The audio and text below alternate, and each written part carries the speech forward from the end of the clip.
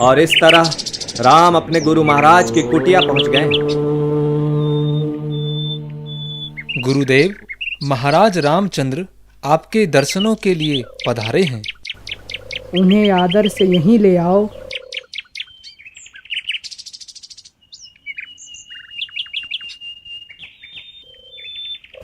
कीर्तिमान भव। आपका स्वागत है राजन। आप आसन ग्रहण कीजिए। राजमहल में सब कुशल तो है ना? आपकी कृपा से सब कुछ कुशल है, परंतु क्या? मेरा मन बहुत विचलित है।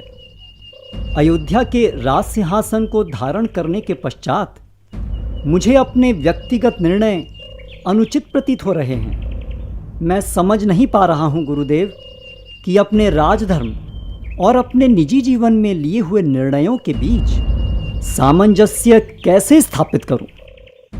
राजा का मन विचलित है, यह शुभ संकेत नहीं है। राजा का मन तो एक चट्टान की भांति अटल और अचल होना चाहिए, क्योंकि उसे बहुत महत्वपूर्ण निर्णय करने होते हैं। राजा के निर्णय पर धरती के लाखों प्राणियों का सुख दुख निर्भर होता है। मन के विचलित होने का एक ही कारण है, वह है मोह। किसी वस्तु प्राणी से सुख पाने की इच्छा मोह का कारण है। वह प्राणी वस्तु से प्राप्त सुख के खो जाने के भय से मन बहुत विचलित रहता है। इसलिए राजा को किसी से मोह नहीं करना चाहिए। रहा प्रश्न राजधर्म और व्यक्तिगत धर्म पालन करने का, तो राजा को सदैव अपनी प्रजा और राज्य के हित में निर्णय करना चाहिए। राजा का कोई भी निर्णय व्यक्तिगत नहीं हो सकता राम। उसका राज धर्म ही उसका निज धर्म बन जाता है। किंतु गुरुदेव, एक राजा एक पुत्र भी होता है, पिता भी होता है और पति भी होता है। राजा के जो भी व्यक्तिगत निर्णय है वह स्वयं उसके व्यक्तिगत लाभ के लिए नहीं हो सकता पुत्र, अपितु उसके राज्य, प्रजा, उसके कुल और मर्यादा के अनुरूप और उनके हित में होना चाहिए। गुरुदेव, मैं जब वनवास को जा रहा था, मैंने पिताजी के नेत्रों में एक विवशता, एक दुविधा, एक धर्म संकट देखा था।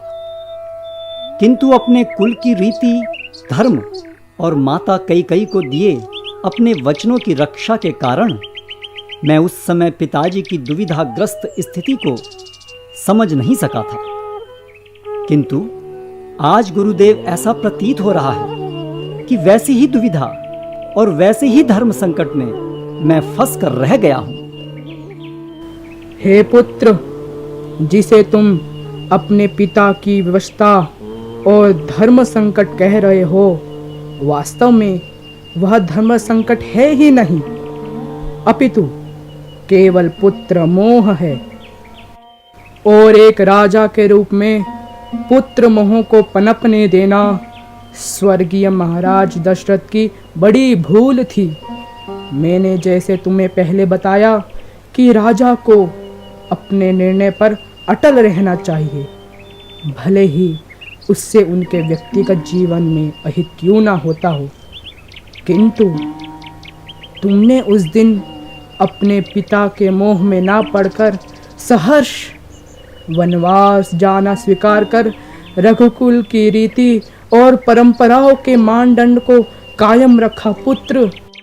और मुझे पूर्ण विश्वास है कि भविष्य में परिस्थितियां कैसी भी क्यों ना हो, तुम सदैव की भांति अटल रहकर अपने व्यक्तिगत मोह का त्याग करोगे और अपने कुल, मर्यादा का गौरव और बढ़ाओगे।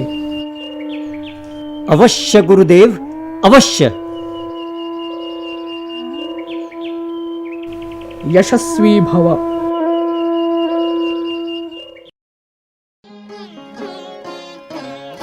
अगणित गुण गण भूषित राम, अवनीतनया कामित राम, राका चंद्र समानन राम, पितृवाक्याश्रित कानन राम, प्रिय गुह विनिवेदित पद राम, तक्षालित निज मृदु पद राम। राम राम जय जय श्री राम, राम राम जय जय श्री राम। कैसे बताऊंगा सीता को?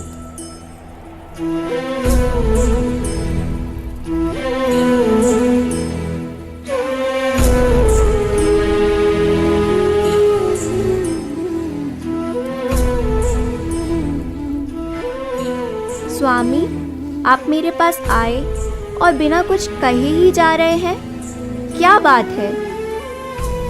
कुछ नहीं, तुम सो रही थी, इसीलिए जगाना उचित नहीं समझा।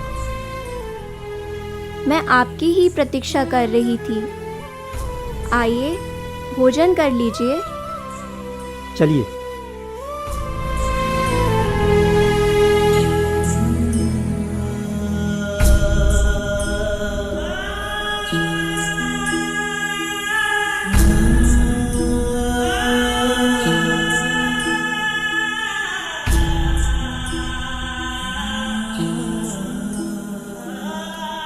आज मैंने आपके लिए वही भोजन बनाया है जो वनवास में आपको अति प्रिय था।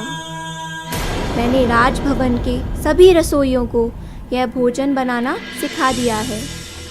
कभी मैं चली गई तो आपको आपका प्रिय भोजन मिलता रहेगा।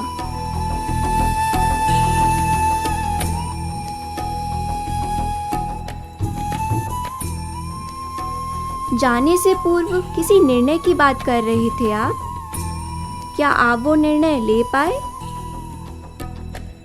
राम के लिए इससे अधिक कठिन निर्णय न था न हो सकता है। धर्म, नीति, कुल, लोकहित को ध्यान में रखते हुए मैंने निर्णय ले लिया है।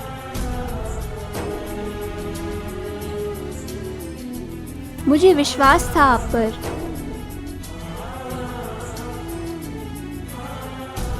तुम कह रही थी ना कि तुम्हें वन में आश्रम में जाकर ऋषियों से आशीर्वाद लेना है। हाँ, कब चलें? तुम तैयारी कर लो, कल ब्रह्म मुहूर्त में प्रस्थान करेंगे। आपका बहुत बहुत आभार।